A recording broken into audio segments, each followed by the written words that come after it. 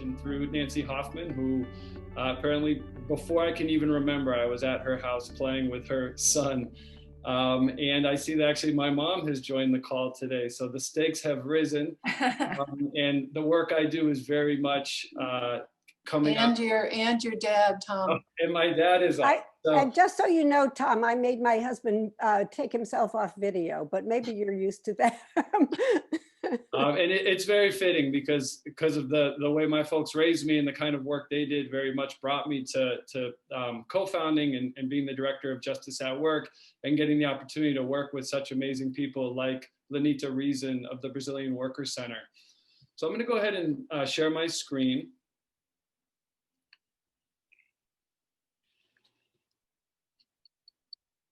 And most of the presentation that you'll see today is going to be from the Brazilian Workers Center.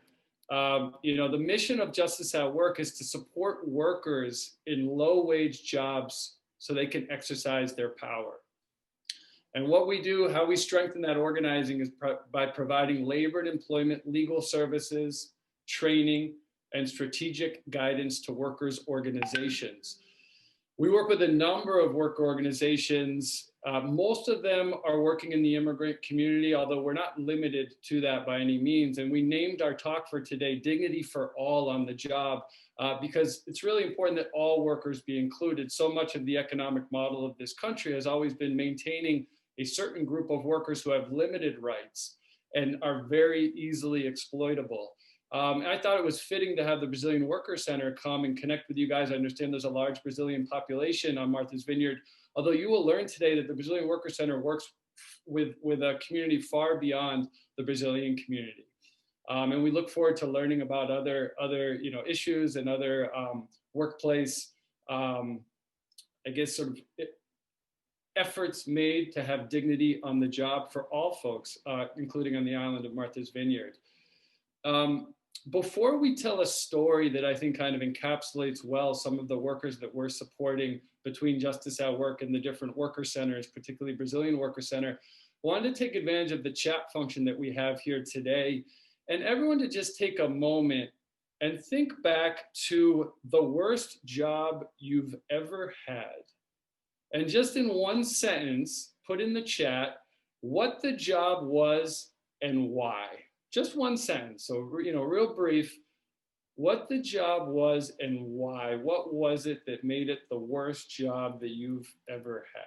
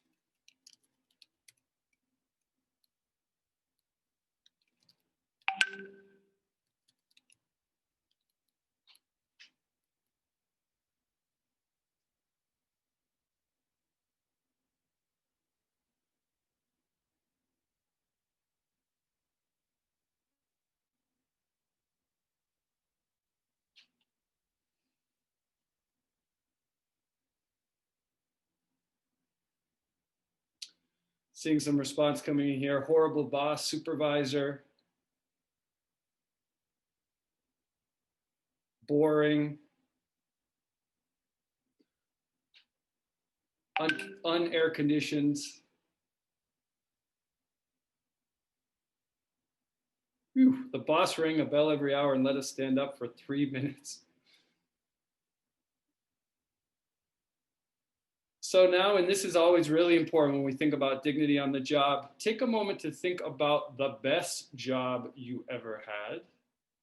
The best job you ever had. And again, just in one sentence, why? What's the one thing that sticks out about that job that's, no, this is the best job that I've ever had?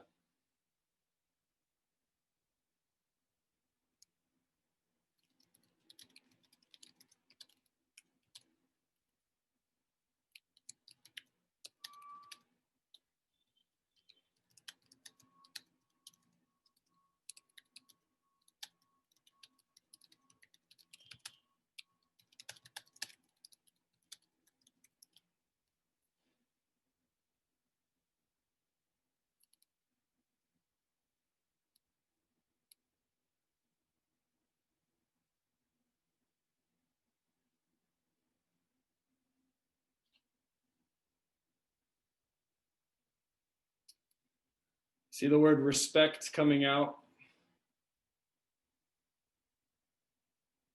Interesting. Autonomy. So with that in mind, I want to share with you the story of Ivaldo. Hopefully you can see the photos right now. Holly, give me a thumbs up because I'm on two. Okay, great. So Ivaldo is the gentleman second to the left. That's a photo of a group of workers on the streets of Pittsfield. Ivaldo was in the Boston area, living in Everett, and learned about a job that was going to pay him $30 an hour and would include lodging at a very comfortable hotel out in Western Massachusetts. He learned about it through Facebook, through a Brazilian community on there. And he was making less than $20 at the time. And he jumped at the chance. So he and a good group of folks, I think it ended up being a sort of like 15 at one point, went out there. Within the first week, they were told by their boss that first off, they had no money to pay them for that week. And instead of getting paid $30 an hour, they were going to make $25 an hour. In the end of working there, Ivaldo was owed 5 weeks of wages.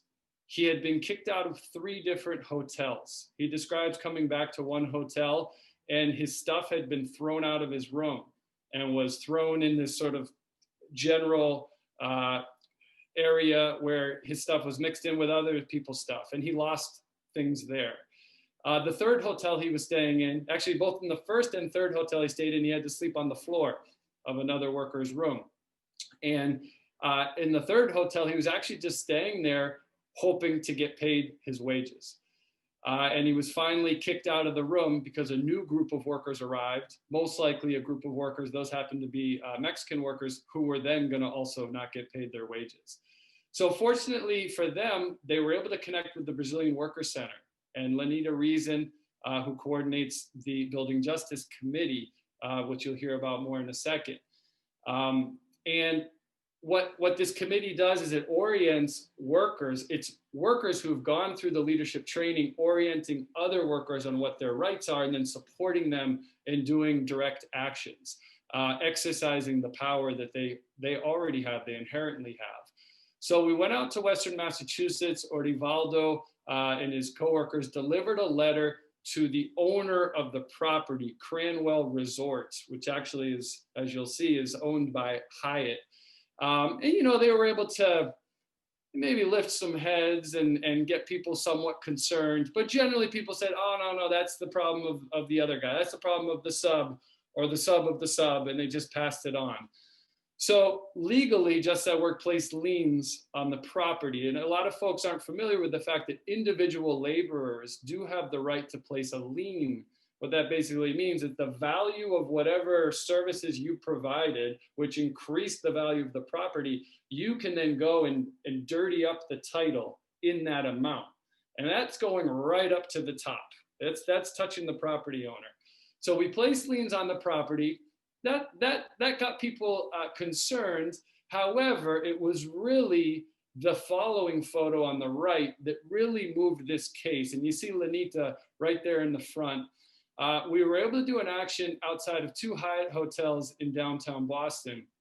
What's interesting about this photo is that you see the Chinese Progressive Association has members that showed up, and the Massachusetts Coalition for Occupational Safety and Health. It's not just the workers and this tall gringo lawyer. It's a number of organizations, and they're now going after the name brand. The next morning, I got a call from the contractor saying, wait a second, I thought we had a deal here. Why are there people flyering outside in the streets of Boston? And I said, and he hadn't returned my calls for a number of weeks. So it's amazing to be able to see the power of the collective.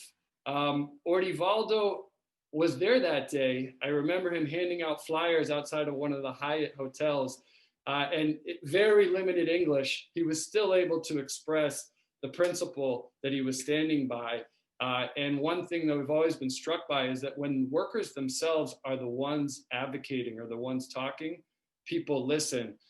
I remember being in a meeting out in Framingham, and some very xenophobic folks were going to present, and we were really concerned about what they were going to say. And actually, the first thing that they said was they nodded to the members of the Worker Center and they said, look, if you haven't been paid for the work you did, that's wrong. And you deserve to be paid. And then they moved on to sort of their normal talking points. This is, kind of a sort of more flagrant example of wage theft. Wage theft is a term that we use to describe any sort of wage and hour violation. The classic one being this: someone worked for weeks and weeks. This particular was carpentry work that Ivaldo was doing and doesn't get paid at all. Minimum wage violations would be included, overtime violations, terminating someone and not paying out their vacation, commissions that have been earned. I think Lenita may share some statistics with you guys later on. However, I think it's important to keep in mind, and I was reminded of this in a conversation we had with building justice members at the Brazilian Worker Center. One worker said to me, Thomas, wage theft isn't just when we work and we don't get paid at all. It's when we work and get paid day in and day out for less than what we're worth. And the idea of building justice is to make sure that there's a group of workers in an industry, so it's cleaning, maintenance, and residential construction, that generally is going to be very voiceless, and giving them the platform and the structure to actually be able to improve workplace conditions. So I think at that point, I think it's fitting now to pass to you, Lenita, and then we can share time for some questions and answers. But I was really excited when I connected with Holly. I said, yeah, Justice at Work can come and talk, but really a worker center has to be with us because we support the worker centers. We support the leadership development, the organizing. If a worker comes directly to Justice at Work, we're going to funnel them through one of these organizations. We had 11 worker centers at our summer institute for organizers this past summer. And so I think it's really critical when we think about where to refer workers or to connect workers. The first line of offense, we could say, for dignity at work is the worker center, like the Brazilian Worker Center. So Lenita, why don't you take it from here and just give me my orders in terms of the slides on the PowerPoint.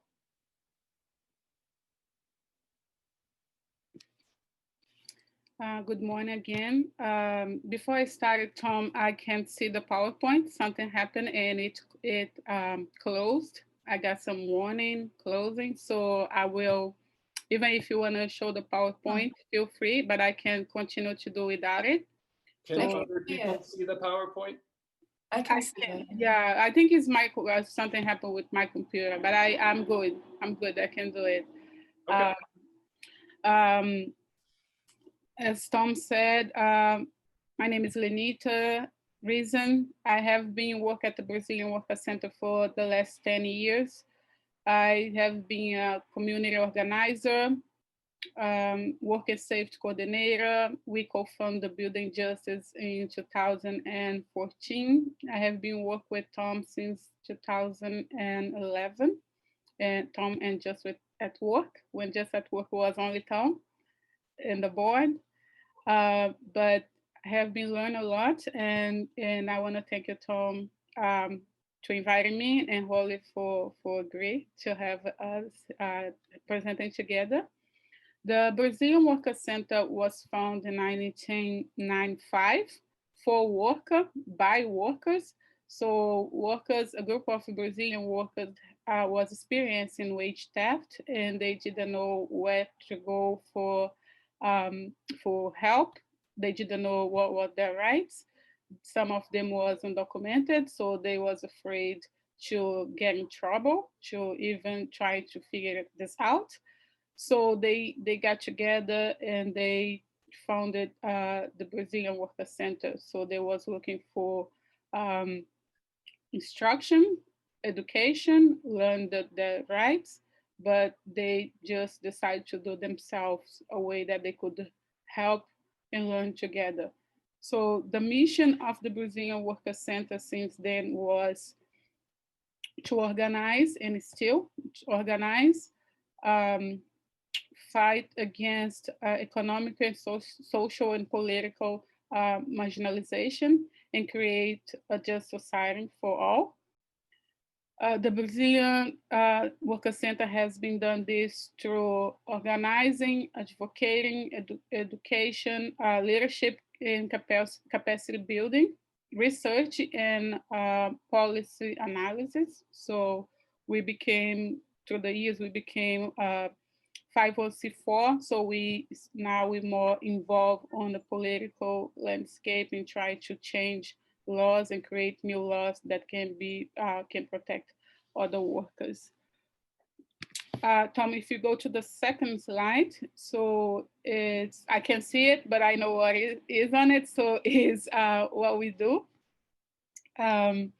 We do at this point, like we have some projects. So some is campaigns, supporting campaigns or leading campaigns.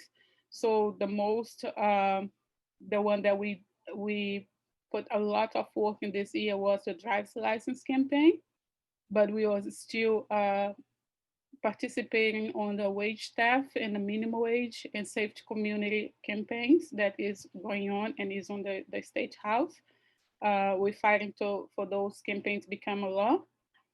And in 2014, we passed the Domestic Workers Bill of Rights. We started this campaign summer of 2010 at the Brazilian Worker Center, and we got together with 5 other organizations to co-fund the Massachusetts Coalition for Domestic Workers. The campaign was, we organized for 3 years before we introduced the bill. So, and we was able to pass the bill in one legislative year. Other things that we do is we do actions, rallies, protests, to advocate for immigration reforms, fight against discrimination and racism. We do this because we think it's important to take out to the streets sometimes to make our voice being heard and for our campaign be more visible and gain more supporters. So we haven't been organizing around these issues and try to do the best we can to gain more support and educate many of people that they might have one friend, they say, I have one friend that is an immigrant, so I like immigrants, or I have one friend that is Black, but they have to learn more about the issues and learn more about what means to be an immigrant and how many things that immigrants go through. I believe once I might embarrass Tom a little bit or leave him on a difficult situation because we went together to a meeting with the unions and was all the boss sitting there talking, and they all white mouths talking about how good they was and what they was doing. And I told them I didn't agree with some things that we have been here about unions saying about immigrants being here to take their jobs or to make their jobs going low on the pay because immigrants was taking the jobs and charge less. And I told them, do you know that sometimes the immigrant that do this job doesn't get paid at all? So everyone wants to get paid, wants to be treated with respect, wants to be work on a safe workplace. And if you really think you can do better, it's not be discriminated against the immigrants, but open more opportunity and space so they can work together. And I think this is possible. So I think Tom he agreed what I said, but my way to say maybe is not the most sweet way. Sometimes I forgot to put some honey. I just go straight forward. But it's how I have been done, and I try to, and I speak more close with the workers. What I tell Tom is the workers' language. It's not so political, not so legal, but it's the language that I believe that I spoke with my heart and how I can connect with the other workers. slide 3, Tom, is more of the what we do, but more engaged with the law enforcement. So we work with DOL, Department of Labor, Wage and Hour Division, Massachusetts Attorney General's Office. We work with, we have been trained. We start with Just at Work, this project, to go to small claims court to be able to empower the workers to go even without an attorney and advocate for themselves. And we as organization, like myself as organizing a workers' rights coordinator, was able to come to the court, small claims court, to support workers and tell their story and tell the clerks and judges that wage theft was happening. And this was not only a problem that should be overseen by the Attorney General's office or the Department of Labor. So this is something that the courts, sometimes it was like, this is not a problem, you have to go to this place. And Tom was always saying, we gotta educate the magistrates. And so we started doing this about 5 years ago, I believe. We work with OSHA on training. So we do health and safety trainings for construction workers. We create our own material, our own, because we want to be culture competent. So OSHA has the trainings, but we agree and we have a formal alliance that we would be able to create our own, and they just have to approve. So we do this, and every time we improve our materials, we send to them. They approve, and we have been trained workers on in Portuguese and Spanish and English. We have ESL for social justice, so we only don't teach to speak English, but we have a component that the workers, the students can learn about workers' rights, immigration rights, and basic things like create their own curriculum, apply for jobs, go to a restaurant and learn how to order food, and be more engaged around the community. If they have problem or have children in school, we do like setups how to do a meeting and advocate for them and for their children. Next.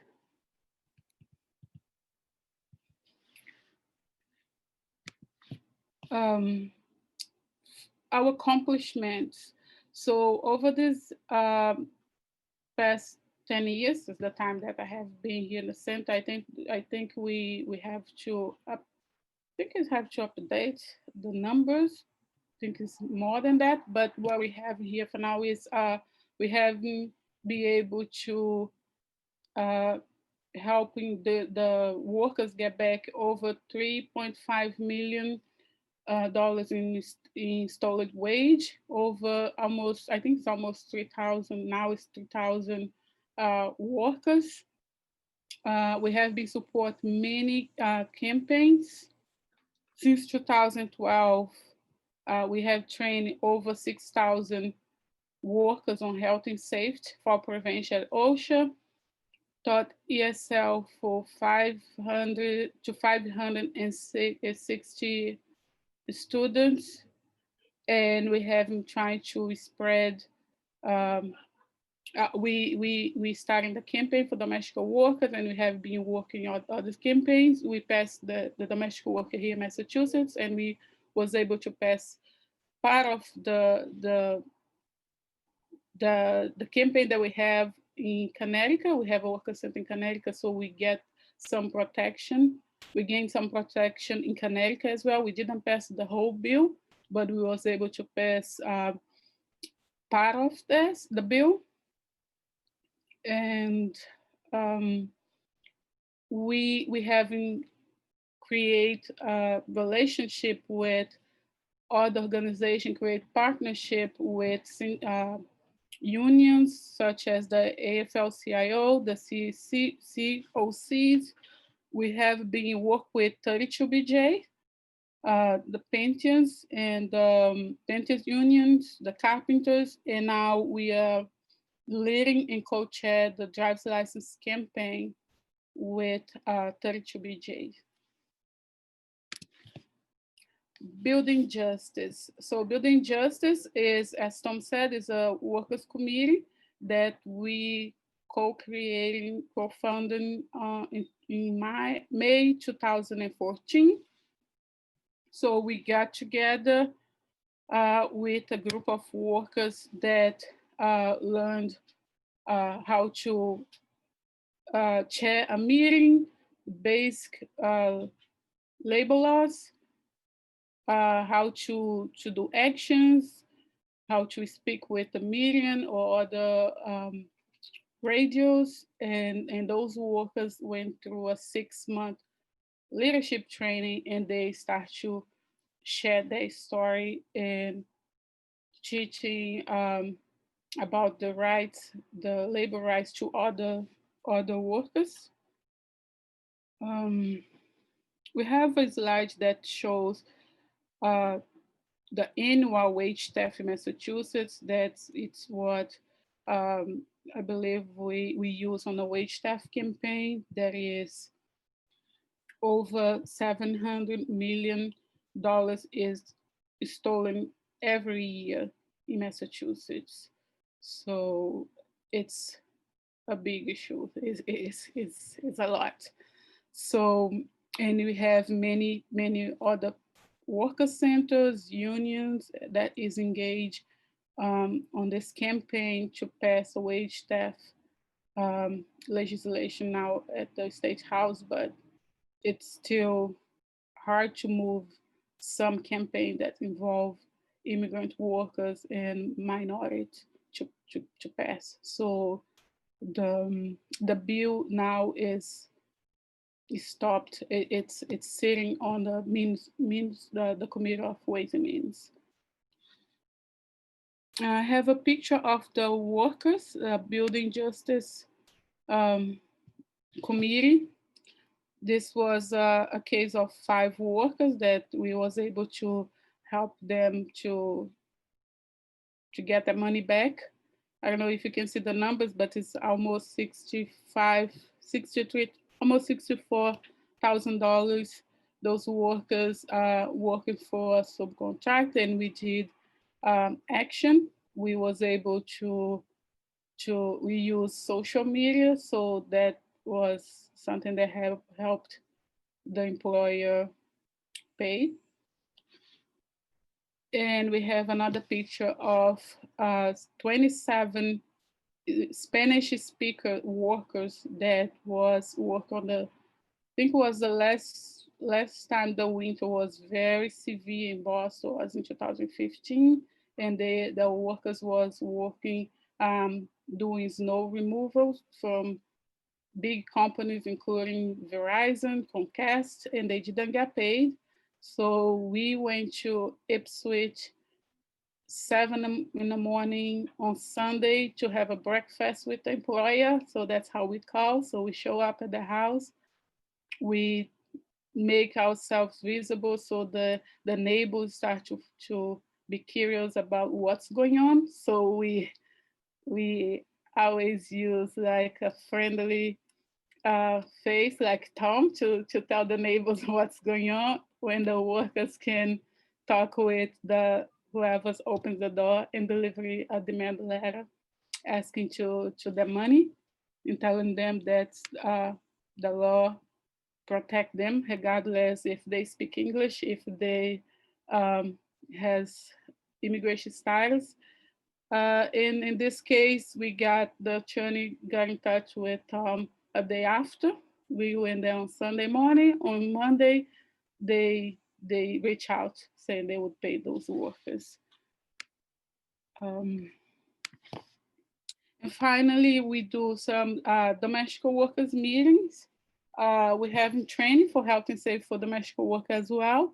And now with the pandemic, so I didn't put it on a slide, but with the pandemic, we haven't been doing food distribution every Wednesday from 4 p.m. to 7 p.m. We do food, diapers, bread, and we haven't been see for, I think we're on a week 32 now, and we see around 500 people every Wednesday. So they line up here an hour sidewalk, and the staff at the center and some volunteers, we start set up at noon, and we are able to help those families that is having some is not working because of the pandemic, or have part of the family working. We be delivering people for people that is sick and cannot come to the office. So we have people that have cancer or elderly and they cannot come in. So we have someone from our staff that go to their house. And we have been delivering around cities like Framingham, New Bedford, Fall River, Medford, Malden, Dorchester. So few families that cannot be in person, have nobody to come to get the food for them, we have been able to deliver for them. So we have been, people has been donating to us. They walk by and they see, they ask what's going on, so they make donations, diaper donation. Boston College, someone from Boston College drove by, saw us, and then they came, they started donating diapers and gift cards from the Stop and Shopping, so we can give for some families so they can go buy their own food. And yeah, that's what we have been doing. And with our offices still open, we've never closed. We adjust how we can how we can protect ourselves, and we can protect the community because of this disease. But we still, because we still open, our doors still open, and we still here every day, every Monday to Friday from 10 to 4. Wednesdays we're here until 8 p.m. and we're still doing our work. So yeah, that is it for me for today. For now, if somebody have questions, so I told Tom he will answer, but Well, Lenita, no. I see we have 2 questions already in the chat, so we could start there. And I'm glad you raised COVID at the end, because obviously that's a big part of our work right now, and we didn't really focus on it in the presentation. Mm-hmm. But 2 questions came in. One is there a worker center that the Cape and Islands, Brazilian and other workers access for assistance?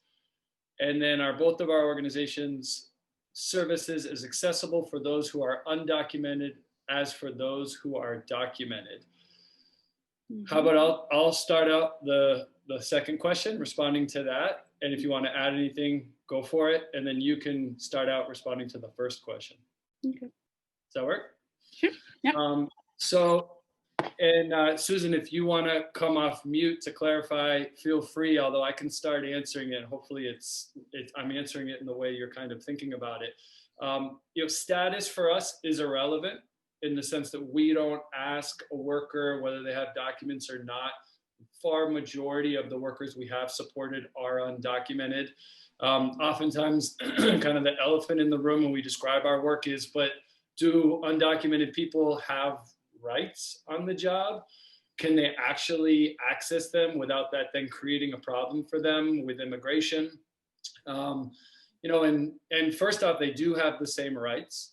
There are certain remedies, if you want to be more technical, there's certain sort of remedies or awards that in court a judge would not be able to give to undocumented workers. However, all the laws apply to them, particularly in this case, we're talking about wage and hour laws.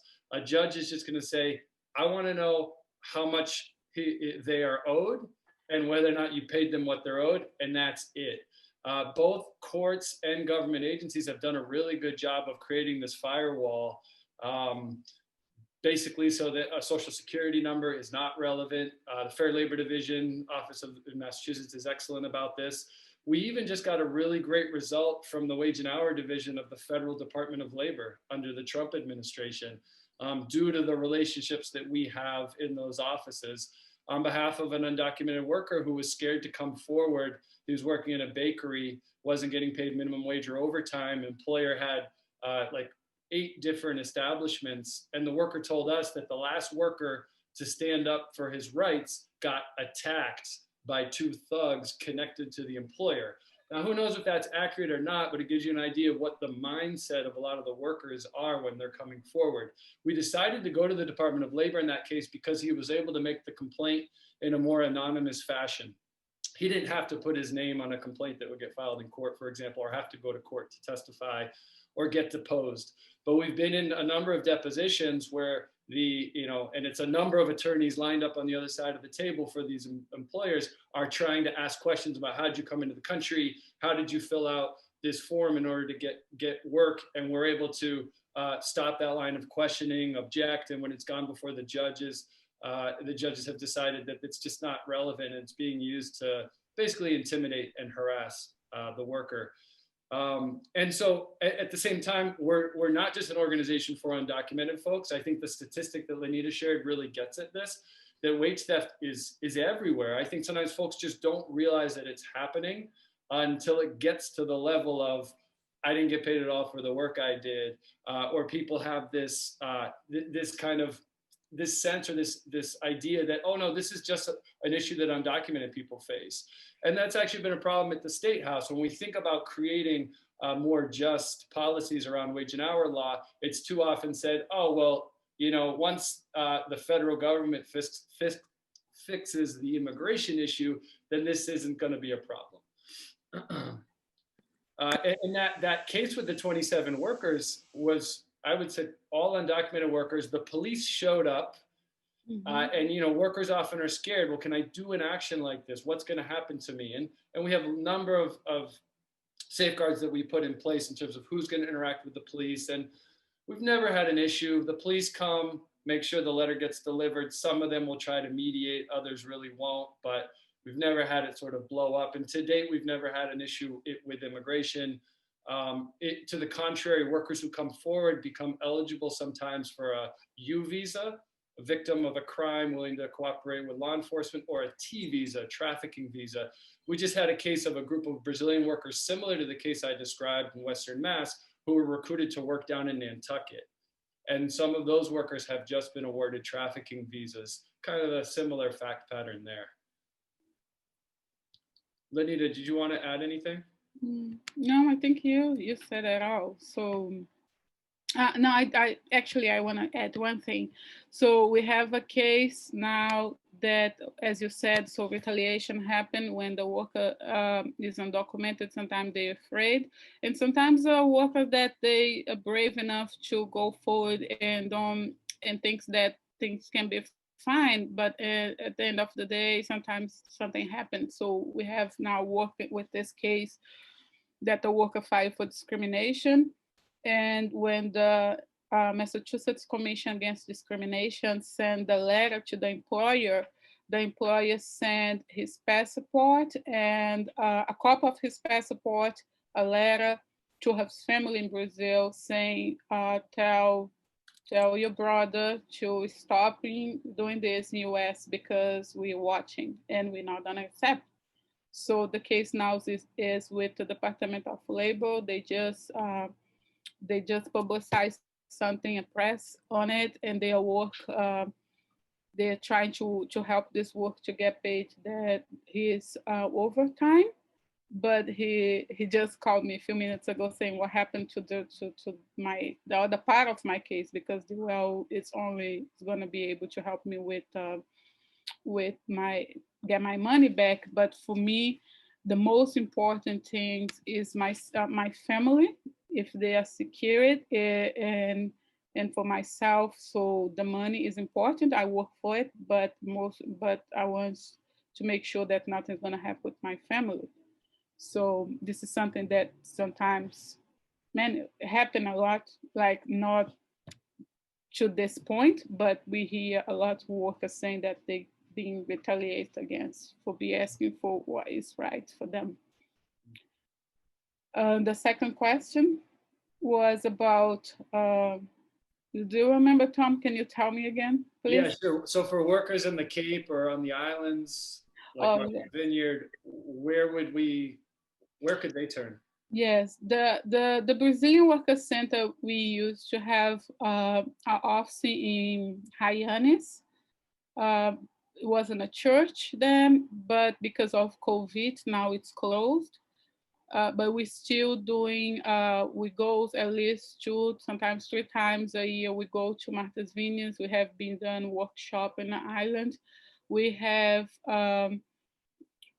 some workers leaders that lives in Martha's Vineyard that been help us with the driver's license campaign, and when it's necessary, as Tom knows, somebody from Tom's staff has been going to travel with us, with me, sometimes with my executive director we went to Provincetown to get a case of restaurant workers. So when the worker needs us, if they cannot come to us, we have ways to try to work with them. So now it's more, maybe we have virtual ways for them to file a complaint with us, and we can talk over the phone. But if it's safe for both sides, we can even travel to the city where they are. Yeah, one thing that COVID has forced us to step our game up on is our remote work in general. So, the first thing we did was train workers on how to download Zoom, and the meetings continued in this form. And so in that way, we're actually able to connect with and file cases in courts and appear in courts that otherwise may be much more difficult for us. There is a worker center that we do a lot of work with in New Bedford.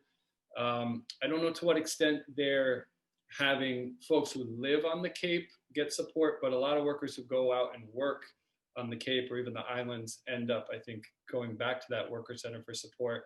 There's an organization in Brockton Workers Alliance. One thing that's impressive about them is that it's more, I would say, of like a multi-racial, ethnic makeup. Haitian workers, Cape Verdean workers, a lot of Latino workers. One issue that we're recognizing is definitely a problem in the Cape and on the islands, and Lenita mentioned this, are the workers who come on temporary work visas. And we got another call from a worker this summer working at a restaurant, particularly Jamaican workers. And we're kind of trying to figure out the best way to support them. So there was one other comment before we'll run out of time. Please let us know how we might be alerted to legislative actions so that we can enlist our state representatives' support. Is there a newsletter or an email that we could subscribe to keep up with your work and your actions?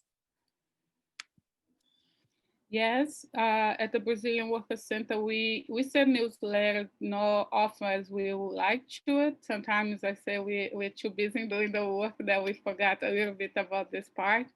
But if someone is interested to support the Driver's License campaign right now, we have a QR code that is on our website. You just have to prompt to use your phone and your camera, and you'll be able to send a letter. Now we are doing a letter for the governor. So we're trying to get him to get 20,000 emails by the end of November, ask him to support the driver's license campaign. If people doesn't know, the driver's license campaign is, we are asking the law to just take out stop asking for social security, and the person just have to prove who they are based on what the governor think is that undocumented worker doesn't have documents. So they don't have documents in the United States, but they have documented they can prove who they are based on a document that the country can issue to them. So, and the driver's license will allow all those immigrants that is, some of them is already driving, but they will have to go to a test, pass a test, have insurance, and drive. as everybody else, but they're going to be more, I think we think that's going to be more secured for everyone, because sometimes undocumented worker needs to drive, and when they see the police or when they get in an accident, they get too stressed that they try to flee the scene, and it can cause something else, or they can be harmed or to themselves or for others. But if they have the right to drive, they will be more they are already responsible, because they are already try to not do anything wrong because they need to drive, but they will be more calm, more secure driving, and the insurance is going to go down to everyone. They have more people that's going to be paying for the roads, for the city tax. So it's something that we try to convince the legislators. It's good for everyone, and many other states already have passed this. So, and we have been looking for reports that nothing bad happened after those states being insurance driver's license for undocumented immigrant. Great. Thank you, Lenita. And thank you, Tom. Really a pleasure to have you both here today. I learned a lot. I believe a lot of us did. And I'm glad to know that these resources are available. And I'm excited to learn about how to get more involved with making these more accessible, especially to our residents here on Martha's Vineyard. So thank you very much for taking the time to be with us today. Everyone, don't go away. We're going to continue on with our one-day university. Our next guest will start at 12 o'clock, and this is going to be the Reverend Will Mebane. Maybe you were on our earlier 2 or 3 weeks ago chat with him. He'll be speaking about Stop Romanticizing Martin Luther King's Dream. He is the Reverend at the St. Barnabas Memorial Episcopal Church in Falmouth. So I'm excited to welcome him next. So we're going to take a brief break. I'm going to put up here on the screen our link for donating. This has been hosted by ACEMV, and if you would consider making a donation to our nonprofit to support our programming here on Martha's Vineyard, it would be very welcome. And I'm just going to mute myself, and everyone can hang on the line, and we'll start up again at 12 o'clock.